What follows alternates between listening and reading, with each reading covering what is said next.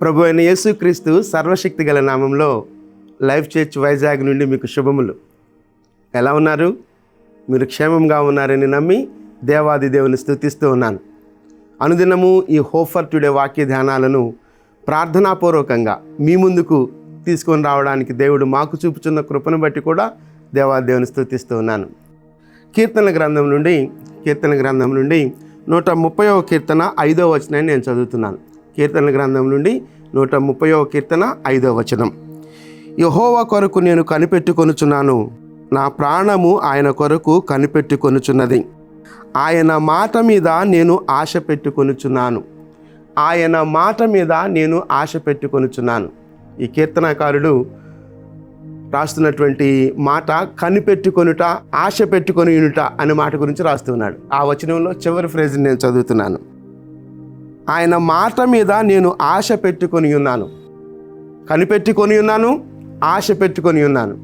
యెహోవా కొరకు కనిపెట్టుకొని ఉన్నాను, ఆయన మాట కొరకు నేను ఆశ పెట్టుకొని ఉన్నాను. మత్తయి సువార్త 8వ అధ్యాయంలో ఒక శతాధిపతి యేసుక్రీస్తు ప్రభువారి దగ్గరికి వస్తూ నా దాసుడు అస్వస్థతతో ఉన్నాడు,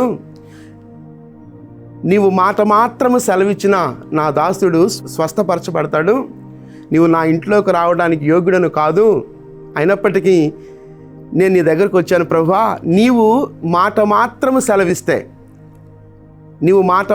సెలవిస్తే నా దాసుడు స్వస్థపరచబడతాడు అని చెప్తాడు.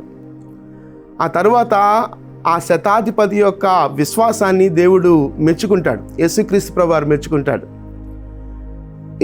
ప్రభువారు మెచ్చుకొని నీవు ఆశపడినది నీకు నెరవేరును గాక అని చెప్తాడు. శతాధిపతి యొక్క ఆశ ఏంటి అని అంటే, నీ ఒక్క మాట మాత్రం సెలవిస్తే చాలు ప్రభువా, నా దాసుడు స్వస్థపరచబడతాడు. ఇక్కడ కీర్తనకారుడు అంటున్నాడు, నీ మాట మీద నేను ఆశ పెట్టుకొని ఉన్నాను అంటున్నాడు.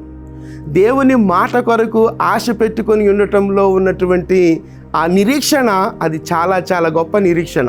పేతురు ఆ వలలు వేసి రాత్రంతా కష్టపడి చాలా విఫలమైనటువంటి స్థితిలో ఉన్నప్పుడు యేసుక్రీస్తు ప్రభువారు లోతుకు నడిపించి, నీ దోణిని లోతుకు నడిపించి వలవేమన్నాడు. వలవేమన్నప్పుడు అప్పుడు పేతురు అక్కడ ఒక మాట అంటాడు, నీ మాట చొప్పున నేను వల వేస్తాను ప్రభు అంటాడు. నీ మాట చొప్పున నేను వల వేస్తాను ప్రభు అన్నప్పుడు విస్తారమైన చేపలు అక్కడ పడినట్లుగా మనం చూస్తాం. ఇదిగో ఇక్కడ కీర్తనకారుడు అంటున్నాడు, నీ మాట కొరకు నేను ఆశ పెట్టుకొనుచున్నాను ప్రభు అంటున్నాడు. నేను మరలా వచనాన్ని చదువుతున్నాను, చివరి ఆ ఫ్రేజ్నే. ఆయన మాట మీద నేను ఆశ పెట్టుకొని ఉన్నాను అన్నాడు. ఆయన మాట మీద నేను ఆశ పెట్టుకొని ఉన్నాను అంటున్నాడు. శతాధిపతి దేవుని మాట కొరకు ఆశ కలిగి తన దాసుని స్వస్థత కొరకు వెళ్ళినప్పుడు దేవుడు అద్భుతంగా ఆ స్వస్థత కార్యం నెరవేర్చినట్లుగా మనం చూస్తున్నాం.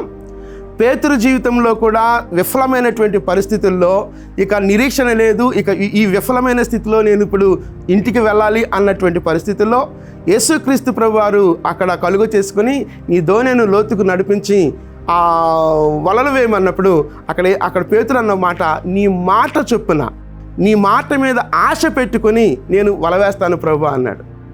అప్పుడు విస్తారమైన చేపలు పట్టుకున్నట్లుగా మనం చూస్తాం. దేవుని సన్నిధిలో ఆశను ఎంతగా మనం దేవుని మాట మీద మనం ఆశ కలిగి ఉంటామో అంతగా విశ్వాసంలో మనం ఎదిగే వారంగా ఉంటాం. ఆశ లేకపోతే నిరీక్షణ కోల్పోతాం, నిస్సహాయ స్థితిలోనికి నెట్టివేయబడతాం.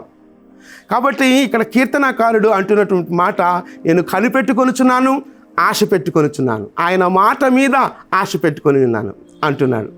ఏ నిరాశ, ఏ నిస్పృహ మీ జీవితాల్లో ఉందో, ఏ నిరాశ, ఏ నిస్పృహల చేత మనం పట్టబడి ఉన్నామో, ఆ పట్టబడిన పరిస్థితుల్లో దేవుని వాగ్దానం మనల్ని నడిపించేదిగా ఉంది.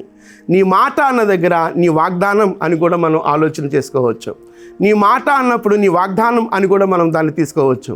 కనుక ఆయన వాగ్దానాలను పట్టుకుందాం, ఆయన మాటలను పట్టుకుందాం, పురికొల్పి మన విశ్వాస జీవితంలో ముందుకు కొనసాగడానికి ప్రయత్నం చేద్దాం. అంతేకాని నిరాశ, నిస్పృహలు ఎదురవుతున్నప్పుడు అక్కడే చతికిల పడిపోయే పరిస్థితి మన జీవితాల్లో ఉండటానికి వీల్లేదు అంటున్నాడు కీర్తనకారుడు.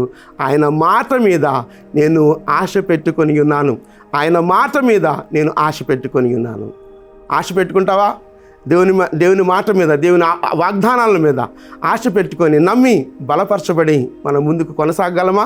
ప్రార్థన చేద్దాం. చిన్న ప్రార్థన చేస్తాను. ఎలాంటి నిరాశ, ఎలాంటి నిస్పృహ, ఎటు వెళ్ళాలో దిక్కుతోచని స్థితిలో ఉన్నప్పుడు దేవుని మాట మనల్ని నడిపించేదిగా ఉంది. ఆయన మాట మీద ఆశ పెట్టుకొని ఆయన వైపు చూద్దాం. చిన్న ప్రార్థన చేస్తాను. కృపగలిగిన దేవా,